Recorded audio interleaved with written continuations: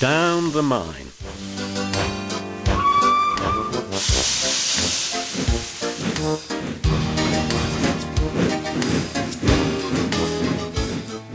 One day Thomas was at the junction when Gordon shuffled in with some trucks. "Poof," remarked Thomas. "What a funny smell. Can you smell a smell?" "I can't smell a smell," said Annie and Clarabel. "A funny, musty sort of smell," said Thomas. "No one noticed it till you did," grunted Gordon. "It must be yours." "Annie, Clarabel, do you know what I think it is?" whispered Thomas loudly. "It's ditch water." Gordon snorted, but before he could answer, Thomas puffed quickly away. Annie and Clarabel could hardly believe their ears. "He's dreadfully rude. I feel quite ashamed. I feel quite ashamed. He's dreadfully rude," they twittered to each other. "You mustn't be rude. You make us ashamed," they kept telling Thomas, but Thomas didn't care a bit. That was funny, he chuckled. He felt very pleased with himself. Annie and Clarabel were deeply shocked. They had a great respect for Gordon the big engine. Thomas left the coaches at a station and went to a mine for some trucks. Long ago, miners digging for lead had made tunnels under the ground.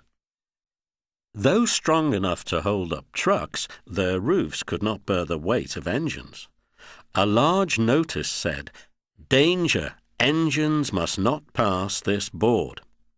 Thomas had often been warned, but he didn't care. Silly old board, he thought. He had often tried to pass it, but had never succeeded. This morning he laughed as he puffed along. He had made a plan. He had to push empty trucks into one siding and pull out full ones from another. His driver stopped him, and the fireman went to turn the points. "Come on," waved the fireman, and they started. The driver leaned out of the cab to see where they were going. "Now," said Thomas to himself, and bumping the trucks fiercely, he jerked his driver off the footplate. "Hooray!" laughed Thomas, and he followed the trucks into the siding.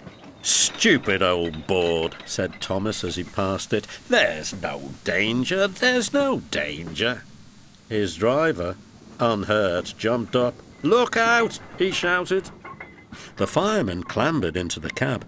Thomas squealed crossly as his brakes were applied.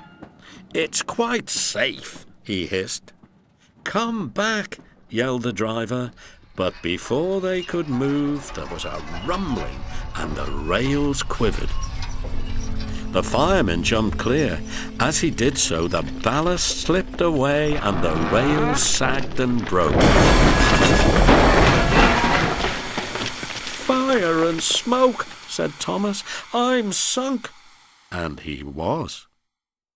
Thomas could just see out of the hole, but he couldn't move. "Oh dear," he said. "I am a silly engine." "And a very naughty one too," said a voice behind him. "I saw you." "Please get me out. I won't be naughty again." "I'm not so sure," replied the Fat Controller. "We can't lift you out with a crane. The ground's not firm enough." Let me see. "I wonder if Gordon could pull you out." "Yes, sir," said Thomas nervously. He didn't want to meet Gordon just yet. "Down a mine, is he? Ho, ho, ho," laughed Gordon. "What a joke! What a joke!" he chortled, puffing to the rescue. "Poop, poop, little Thomas," he whistled. "We'll have you out in a couple of puffs." Strong cables were fastened between the two engines. "Poop, poop, poop." "Are you ready? Heave!" called the Fat Controller. But they didn't pull Thomas out in 2 puffs. Gordon was panting hard and nearly purple before he had dragged Thomas out of the hole and safely past the board. "I'm sorry I was cheeky," said Thomas. "That's all right, Thomas. You made me laugh. I like that." "I'm in disgrace," Gordon went on pathetically. "I feel very low." "I'm in disgrace too," said Thomas. "Why, so you are, Thomas. We're both in disgrace. Shall we form an alliance? An ally? What was it? An alliance, Thomas.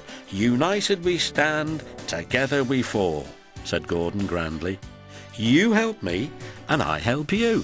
How about it? Right you are, said Thomas. Good, that's settled, rumbled Gordon.